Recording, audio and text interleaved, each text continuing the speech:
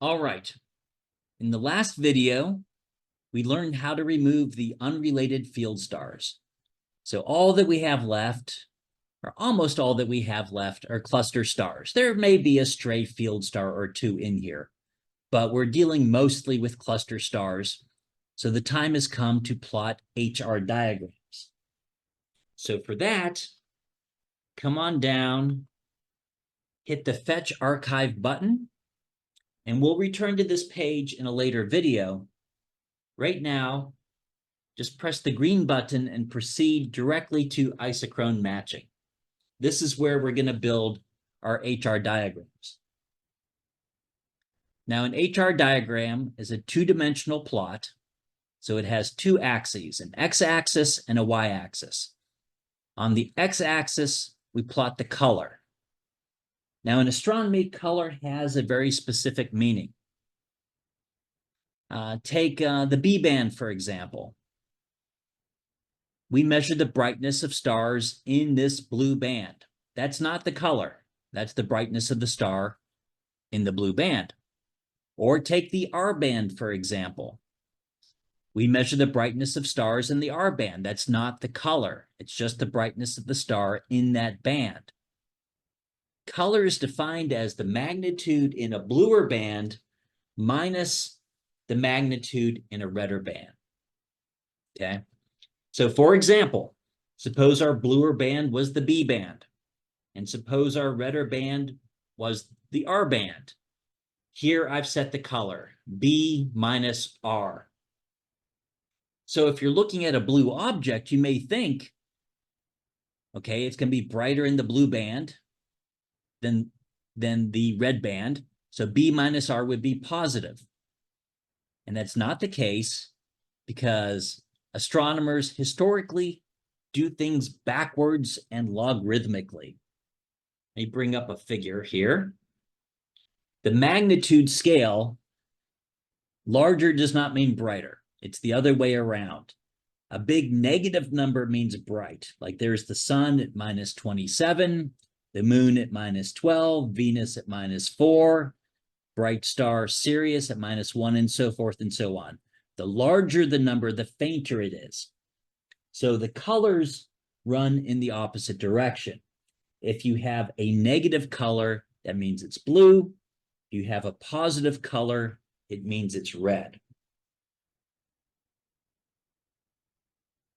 Also, if something's blue, it's hot. Stars are thermal emitters, so they have black body spectra. So take a look at this star, 7,000 degrees, and you can see where it crosses the visible band. There's more blue light than red light. And so if you have a negative color, that means it's blue, and that means it's hot. Here's a colder star, this 1,000 Kelvin black body. It has more red emission than blue emission. So its B minus R color will be very positive. It's very red, which means it's very cool in temperature. Okay. That defines our x-axis. On the left, we have the blue hot stars, and on the right, we have the red cool stars. On the y-axis, in an HR diagram, we plot the star's luminosity. And for that, you can pick pretty much any filter. We will often pick the filter in between. We pick B and R. In between is V. So that will be our luminosity filter. And we're actually going to plot two of these. Well, first, let's plot the one. I'll hit Add, and it just created the HR diagram. Again, on the x-axis, we have color running from negative blue hot temperatures to positive red cool temperature stars. And on the y-axis, a measure of luminosity, where it's more luminous up above, less luminous below, even though the numbers, they run backwards. They're in magnitudes. So it's a very negative number up here, but that means it's luminous. Okay. So we're going to plot two of these HR diagrams, one more towards the blue, one more towards the red. When we try to model these in the next video, it helps to look at HR diagrams made in different parts of the spectrum. So let's add another. Let's make this one V as our blue filter minus I as our red filter. It doesn't have to be B and R, blue and red. It just needs to be a bluer filter and a redder filter. And for the y-axis, we'll pick R because it's in the middle. We'll add that. So we have two HR diagrams. And then the next step is we need to set the distance. You get this back here on the field star removal page. Remember our distance histogram? Try to figure out where it peaked. Just put the mouse around there.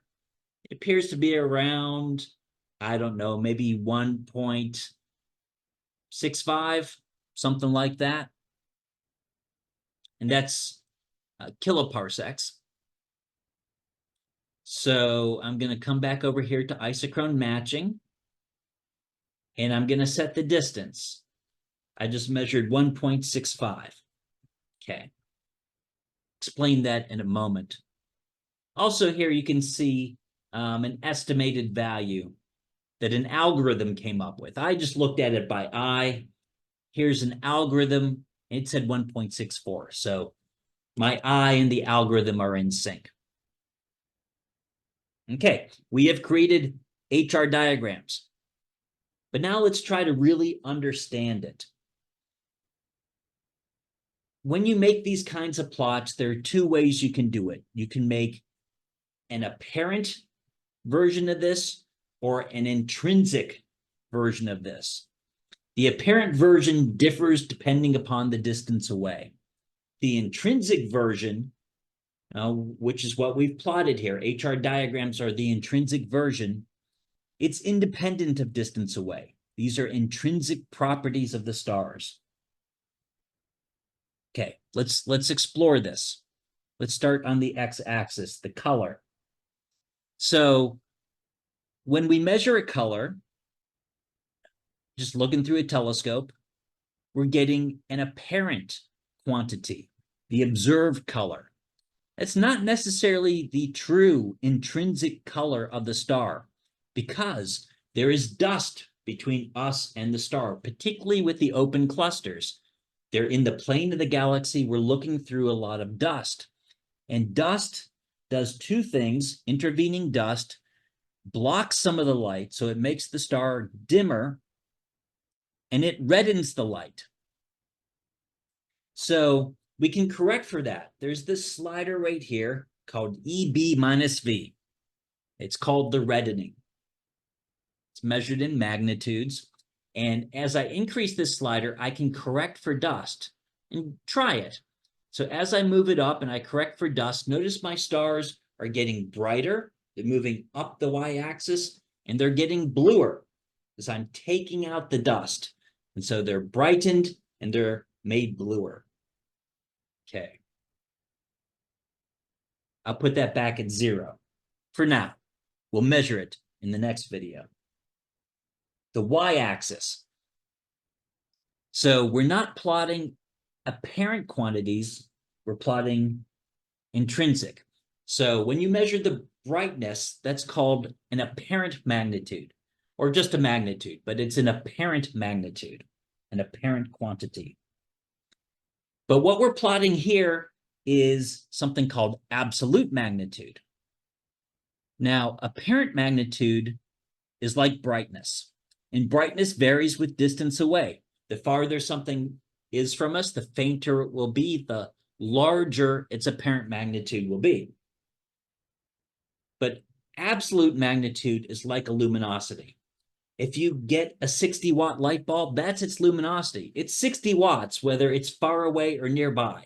Its luminosity is always the same. It's intrinsic, independent of distance away. And that's what we're trying to plot here. Now, what we measured were apparent magnitudes. But we've inserted the distance measured thanks to Gaia. And if you know the apparent magnitude and the distance, you can calculate the absolute magnitude, the luminosity. And that's what's being plotted here. And you can see this. If I increase the distance, the assumed distance, that means the stars would be farther away. And for us to see them at the brightness that we do, they would have to be more luminous. So as I increase that, the stars moved up. Or if I decrease it and they're nearer to us, then to see them at the brightness that we do, they don't need to be as luminous. And so they move down on these plots. But I'm going to reset this to what I measured, 1.65. Okay. All right. So our HR diagrams are prepared, and you understand these are intrinsic quantities that we're plotting. And so in the next video, we will model this data and learn some things about the cluster.